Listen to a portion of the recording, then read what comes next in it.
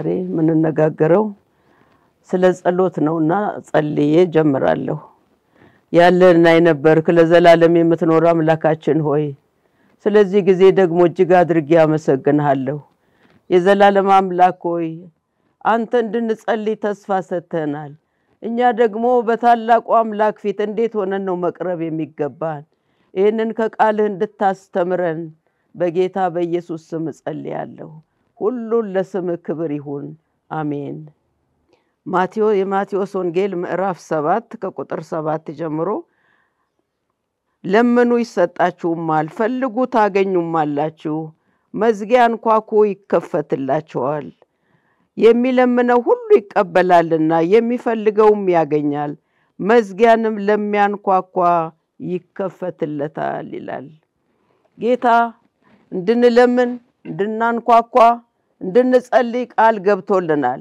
እኛ ደግሞ በተገባልን ቃል መሰረት እንዴት አድርገን ነው በዚህ በታላቁ አምላክ ፊት መቅረብ የምንችለው እግዚአብሔር በሰጠን ተስፋ መሰረት ከእግዚአብሔር የለመነው ለማግኘት ከኛ የሚፈልገው ነገር ምንድነው ሚልኪያስ ምዕራፍ 3 ቁጥር 16 ላይ እግዚአብሔርን የሚፈሩ እርስ በርሳቸው ተነጋገሩ እግዚአብሔርም ሰማ ደመጠም የመታሰቢያ መጽሐፍን በፊቱ ተጻፈ ይላል ወደ እግዚአብሔር ፊት ስንቀርበው ይሄ ትልቁ አምላክ ፊት ልንፈራው ይገባናል ስለዚህ እግዚአብሔርን በመፍራት በፊቱ ከቀረብን እግዚአብሔር ጸሎታችንን ይሰማል እግዚአብሔር ሁለተኛ ነገር ጸሎታችንን እንዴት ነው የሚሰማው ሉቃስ 18 ከ9 እስከ 14 ድረስ ሁለት ሰዎች ሊጸልዩ ወደ ቤተ መቅደስ ሄዱ ይላል አንዱ ፈሪሳዊ ነው አንዱ ቀራጭ ነው ይሄ ፈሪሳዊው ቆሞ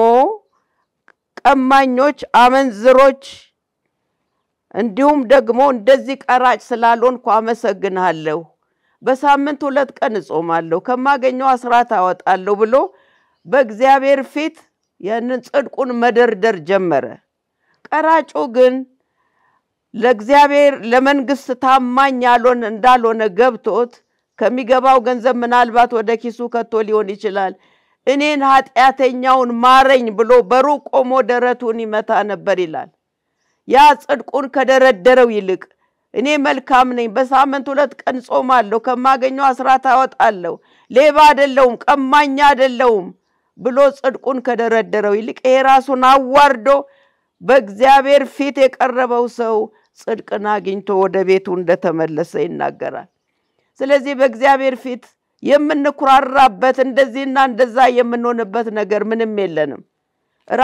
ራሳችንን አዋርደን ማንነታችንን ገብቶን በዚህ በታላቁ አምላክ ፊት ብንቀርብ እግዚአብሔር ጸሎታችንን ይሰማል ሶስተኛው ሐሳብ እግዚአብሔር ጸሎታችንን የሚሰማ መዝሙር 51 በቅንፍ 17 ላይ የእግዚአብሔር መስዋዕት የተሰበረ መንፈስ ነው ይላል የተሰበረው ልብ እግዚአብሔር አይንቅም በተሰበረ ልብ በተዋረደ መንፈስ በእግዚአብሔር ፊት ስንቀርብ እግዚአብሔር ጸሎታችንን ይሰማል ሌላው የሚቀጥለው ሉቃስ 18 ከ1 እስከ 8 ድረስ ባለመታከት በእግዚአብሔር ፊት ይጸልዩ ስለነበረው ደግሞ ይናገራል በዚህ ውስጥ አንዲት መበለት ሴት አለች አንድ ደግሞ እግዚአብሔርን የማይፈራ ሰውን የማያፍር ዳኛ ነበር እቺ መበለት በየቀኑ እየሄደች ከባላ ጋር ይፍረድልኝ ያለ ተጨቀጨቀው ነበር አንድ ቀን ምን አለ ምንም እግዚአብሔርን ባልፈራ ሰውንም ባላፍር እቺ መበለት እየመጣች ከምታደክመኝ ልፍረድላትና ልገላገል ብለዋል ጌታ ምን አለ ያመፀኛው ዳኛ ያለውን ስሙ እርሱ እንኳን እንደዚህ ከፈረደ ለኔማ በቀንና በሌሊት ወደኔ ለሚመጡት ለምርጦች አልፈርድላቸው ምን እውነትላቸዋለሁ ፈጥኖ ይፈርድላቸዋለሁ አለ ሌላው በይቅርታ ልብ መቅረብ ነው ይቂምን ይዘን ጥላቻን ይዘን በእግዚአብሔር ፊት መቅረብ አንችልም ጸሎታችን አይሰማም በይቅርታ ልብ ማቴዎስ 5:23 ላይ እንግዲህ መባህን በመሰዊያው ላይ ብታቀርብ በዚያ ወንድምህ አንዳች ባንተ ላይ እንዳለው ብታስብ በዚያ በመሰዊያው ፊት መባህን ተተ ሄደህ ከወንድም ጋር ታረቅ ከዚያ በኋላ መተ መባውን ታቀርባለህ ይላል ቂም ይያለ ጥላቻ ይያለ ወንድሙ በርሱ ላይ ቅሬታ ይያለው በእግዚአብሔር ፊት የሚቀርበው ነገር እግዚአብሔር አይቀበልም በመጀመሪያ ሄደ ተስማማ ከተስማማ በኋላ መተ ታቀርባለህ አለው እንደዛ አደረገ ሌላው በልብ አንድነት ዛሬ የልብ አንድነት የለም በእግዚአብሔር ፊት እንጮሃለን የልብ አንድነት ካለ መኖር የተነሳ እግዚአብሔር ሊሰማን ተቸግሯል ማቴዎስ 18:19 ላይ ከናንተ ሁለቱ በምድር በማንኛውም በሚለምኑት ነገር ሁሉ ቢስማሙ በሰማይ ካለው ከአባቴ ዘንድ ይደረግላቸዋል ይላል ሁለቱ ቢስማሙ በሚጸልዩት ነገር አንድ ሆነው አንድ ልብ ሆነው ቢጸልዩ እኔ ደግሞ ሰማቸዋለሁ ይላል የተከፋፈለ ልብ ኖሮ በእግዚአብሔር ፊት ብንጮ እግዚአብሔር አይሰማንም ሌላው የይቅርታ መንፈስ ሊኖረን ይገባል እዚሁ ማቴዎስ 18:21 እስከ 22 ድረስ በዚያን ጊዜ ይላል ጴጥሮስ ወደርሱ ቀርቦ ጌታ ሆይ ወንድሜ ቢበድለኝ ስንት ጊዜ ልተውለት እስከ 7 ጊዜ ነው አለው ኢየሱስም እንዲህ አለው እስከ 7 ጊዜ 7 እንጂ እስከ 7 ጊዜ አልልህም ለይቅርታ ገደብ የለውም አንዴ ይቅር አልኩ ሁለቴ ይቅር አልኩ ስንት ጊዜ ነው ይቅር ማለት የምችለው ከዚህ በኋላ ይቅር አልልም ማለት አንችልም ለይቅርታ ገደብ የለውም ጌታ ኢየሱስ ክርስቶስን በየቀኑ እንኳን ስንቴ እየበደልነው ነው ይሄ ጌታ ይቅር ይያለን እዚህ የደረስነው ኢሳይያስ 66:2 ላይ እነዚህን ሁሉ እጄ ሰርታለች እነዚህ ሁሉ የኔ ናቸው ይላል እግዚአብሔር ነገር ግን ወደዚህ ወደ ትሁት መንፈሱ ወደ ተሰበረው በቃሌ ወደሚንቀጠቀጥ መለከታለሁ ይላል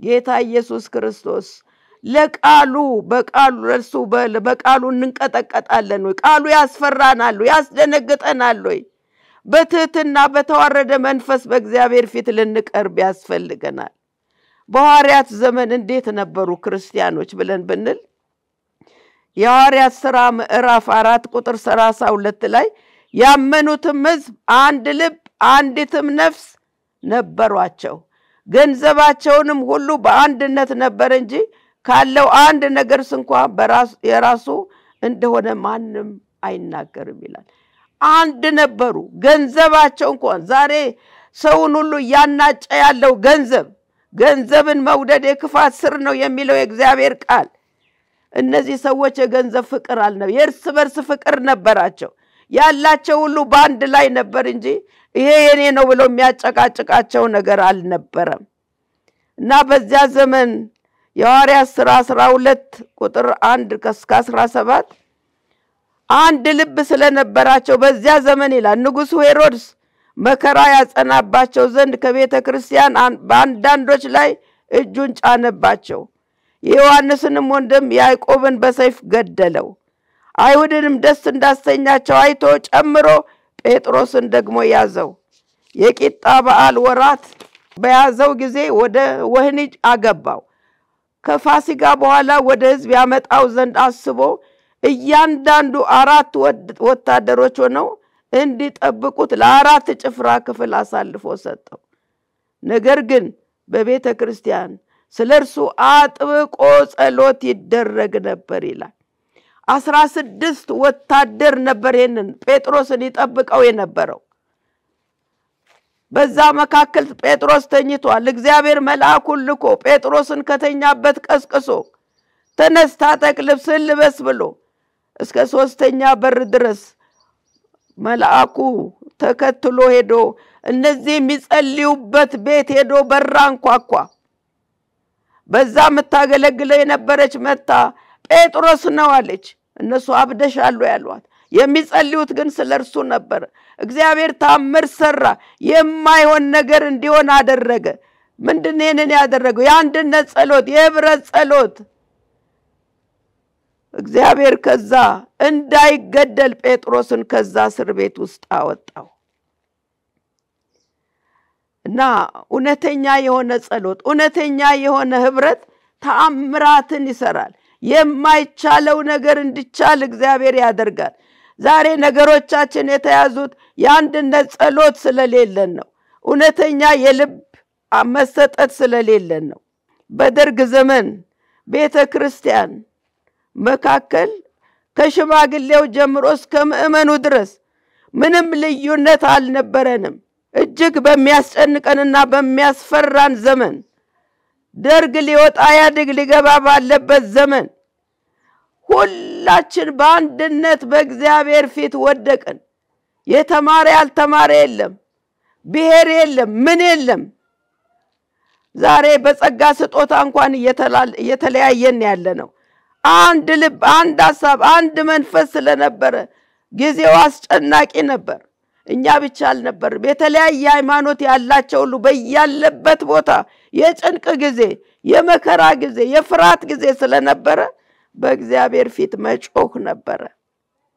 ጌታም ጸሎታችንን ሰምቶ ያስፈራ የነበረውን የደርግን ስርዓት አገዛዝ በሰላም ግንቦት 20 ቀን የዛሬ 34 ዓመት እግዚአብሔር በሰላም እነሱን አውጥቶ ያድግ ደግሞ በ1983 ዓመተ ምህረት በሰላም ሊገባ ቻለ። ይሄንን ምንድነው ያደረገው? የአንድነት ጸሎት ነው፣ የህብረት ጸሎት ነው። ያለ መነጣጠል በእግዚአብሔር ፊት ራሳችንን አዋረድን። መከራ ነበረ፣ ጭንቅ ነበረ፣ ፍርሃት ነበረ። ዛሬ ጸሎታችን የመዝናናት የሆነው ሰላም ስላለ ነው። እንደያኔው ጭንቅ አንዳንድ ጊዜ መከራ ጊዜ ይምጣልና ፈራለው ደግሞ። ስለዚህ መከራ ክርስቲያኖችን ያጸናል፣ መከራ ክርስቲያኖችን ያበረታል። ሲመቻችልን ነገሮች ሲሳኩ ጸሎታችን ሁሉ የልማድ ይሆንብናል። ልክ በሳምንቱ ግንቦት 27 ቀን መሳሪያ ግምጃ ቤት ደግሞ ፈነዳ። ምን እንደሆነ አላውቅም። ከዛ የሚተኮሰው ስንት ኪሎ ሜትር እየሄደ ሲያፈራርስ ባጠገቡ ነዳጅ ማጠራቀም ያለ፣ ባጠገቡ የእህል ጎተራ አለ። ያንን እያለፈ ስንት ነገር ሲያጠፋ ባጠገቡ ያለውን ሊነካ አልቻለም። ያ የነበረን የጸሎት ኃይል፣ ያ የነበረን አንድነት፣ ያ የነበረን በእግዚአብሔር ፊት መዋረድ ብዙ ቦታ እየሄደ ሲያፈራርስ የአዲስ አበባ ከተማ ልትጠበቅ ቻለች።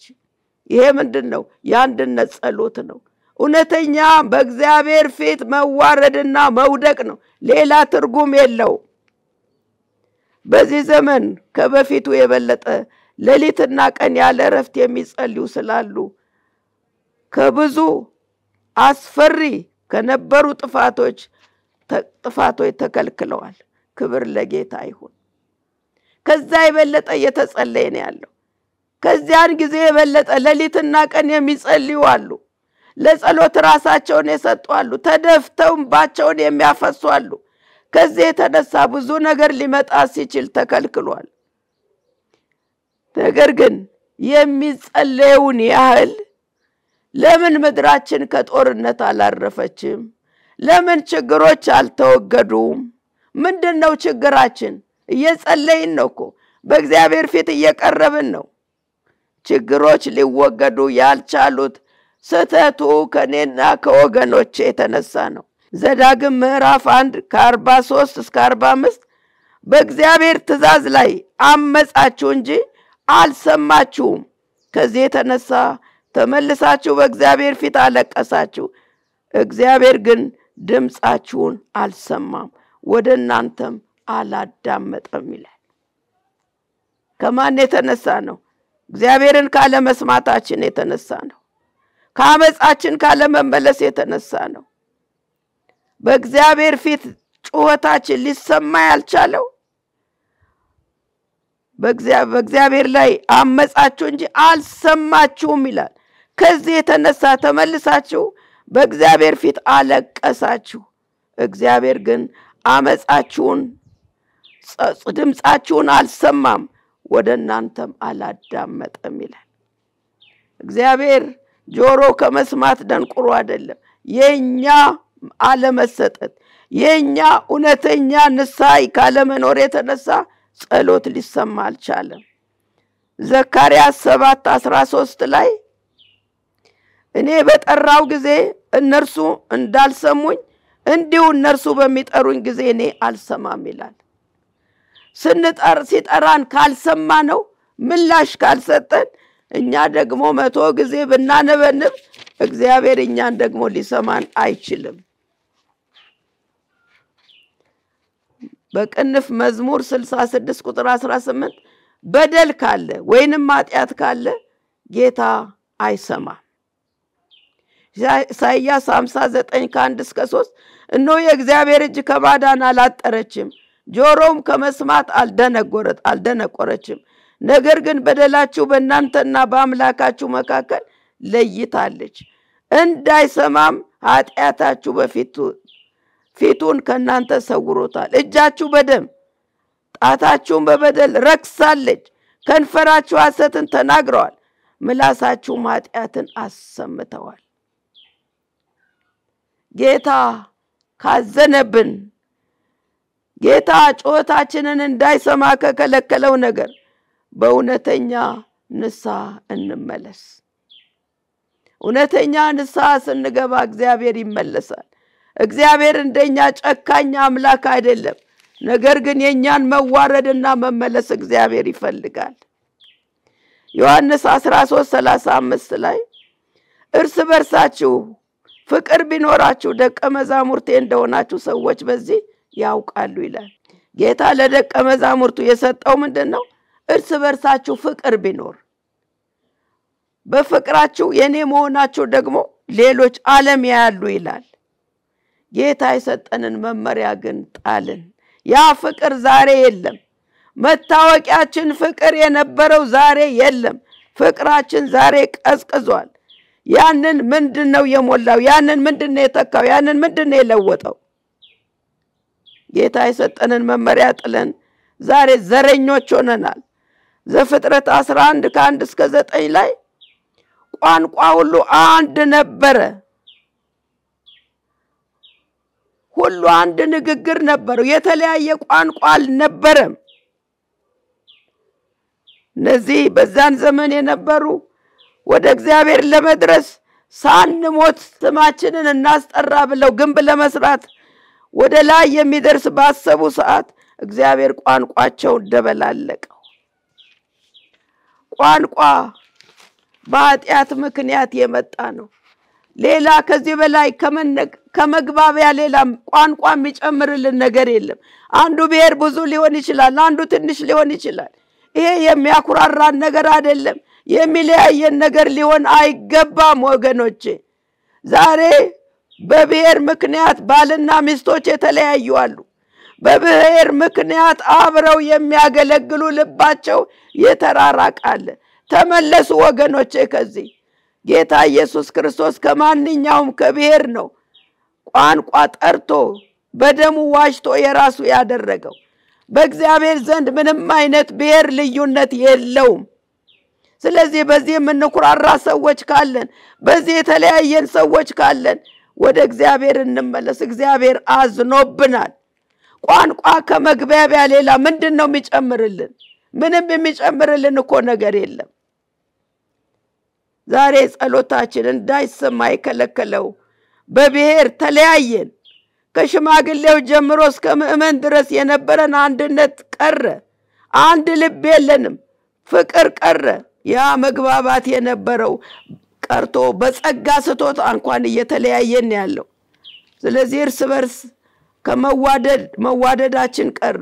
የተማረ ያልተማረ ከተለያየንበት ወጥተን ወደ ጌታ እንመለስ። ወደ ጌታ መመለሱ ነው የሚሻለን። የጠራን አምላኬንን ሁሉ የሚቆጥር አምላክ አይደለም። የልባችንን መዋረድ ነው የሚፈልገው። አንድነታችንን ነው የሚፈልገው። ስለዚህ እንዋረድ። ካለንበት ሁኔታ እንውጣ። ከተራራቅንበት እንመለስ። ሁለተኛ ዜና 7 ላይ ከ13 እስከ 14 ዝናብ እንዳይወርድ ሰማያትን ብዘጋ ወይም ምድሪቱን ይበላ ዘንድ አንበጣን ባዘው ወይም በሕዝብ ላይ ቸነፈርን ብሰድ በስሜ የተጠሩት ሕዝቤ ሰውነታቸውን አዋርደው ቢጸልዩ ፊቴን ቢፈልጉ ከክፉ መንገዳቸው ቢመለሱ በሰማይ ሆኜ ሰማለሁ ኃጢአታቸውን ይቅር እላለሁ ምድራቸውንም እፈውሳለሁ ወገኖቼ ምድራችን ያለ መፈወሱ ምክንያት እኛ ነን በስሜ የተጠራው ሕዝቤ በምድሪቷ ላይ መከራ ቢኖር መከራ አለ ራሳችንን ብናዋርድ ከክፉ መንገዳችን ብንመለስ እግዚአብሔርን በእውነት ብንፈልገው እግዚአብሔር ከሰማይ ሆኖ ይሰማል ምድራችን ትፈወሳለች የምድራችን ያለ መፈወስ ምክንያቶች እኔና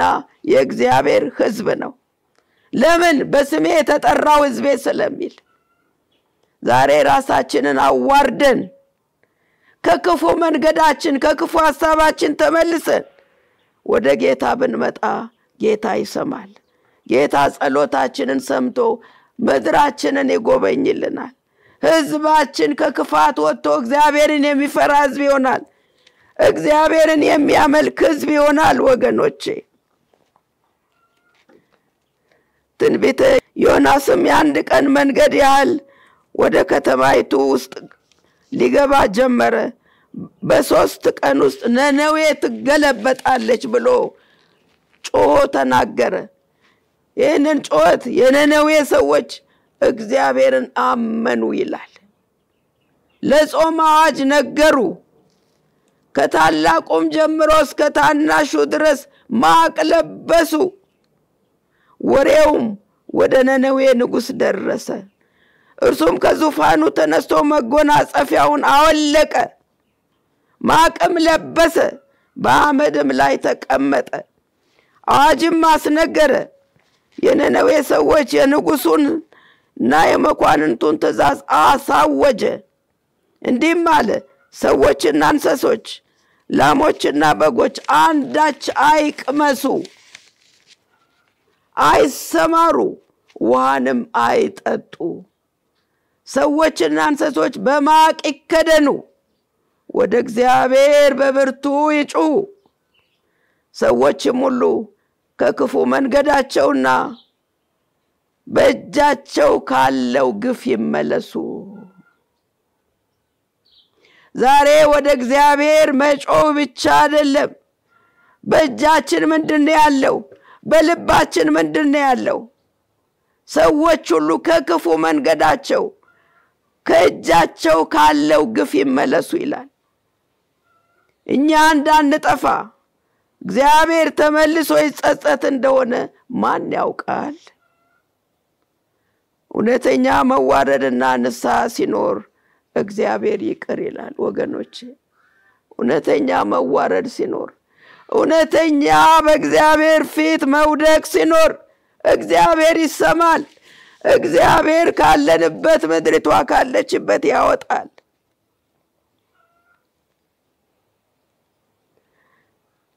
እግዚአብሔርም ከክፉ መንገዳቸው እንደተመለሱ ስራቸውን አየ ይላል እግዚአብሔርም ያደርግባቸው ዘንድ በተናገረው ክፉ ነገር ተጸጽቶ አላደረገም እግዚአብሔር ይመስገን በዚህ በነነዌ ላይ ምናየው ከላይ ጀምሮ እስከ ንጉሱ ድረስ ሕፃናት ሳይቀሩ እንስሳው ሳይቀሩ ሳይበሉ ሳይጠጡ በእግዚአብሔር ፊት ወደቁ ዛሬ ተወሰነ ሰው ሲሰማውና በእግዚአብሔር ፊት ሲወድቅ ሌሎቻችን ደግሞ አይሰማንም ግድ የለንም እግዚአብሔር እንዴት ይስማን ወገኖቼ ምድሪቷ እኮ ለሁላችንም ናት ሁላችንም ነን በእግዚአብሔር ፊት መውደቅ ያለብን የተወሰነ ሰው ሲወድቅ የተወሰነ ሰው ደግሞ የፈለገውን ያደርጋል ከዚህ የተነሳ ነው ጸሎታችን የዘገየብን ዛሬ ግን በጌታ ስም ለምናቸዋለሁ ከላይ እንጀምር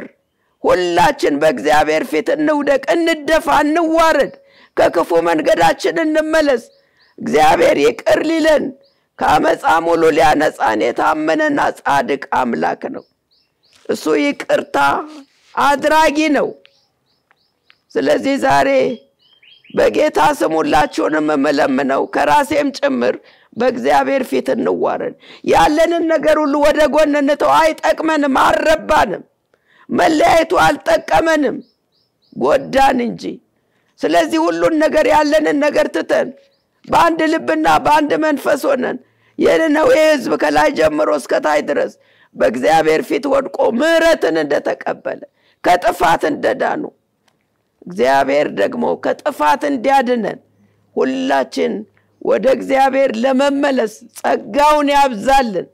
ወገኖቼ ቃሉን ስንሰማ ልባችንን እልከኛ እናድርገው። የእግዚአብሔር ቃል ሊያስፈራን ይገባል፣ ሊያስደነግጠን ይገባል፣ ልንዋረድ ይገባል። ብንዋረድ እኮ እሱ ከፍ ከፍ ያደርገናል፣ እንጠቀማለን እንጂ አንጎዳም። ዛሬ የኛን ነገር ሁሉ ወደ ጎን ትተን በአንድ ልብና በአንድ መንፈስ ሆነን ይህንን ጌታ እንፈልገው። ይህንን ለማድረግ ደግሞ የሰማይ አምላክ ይርዳን። እንጸልያለን። ያለህና የነበርክ ለዘላለም የምትኖር አምላካችን ሆይ አንተ በዘመናት ሁሉ ትናገራለህ፣ ትመክራለህ። እግዚአብሔር ሆይ ቃልን በእጃችን ሰጥተናል።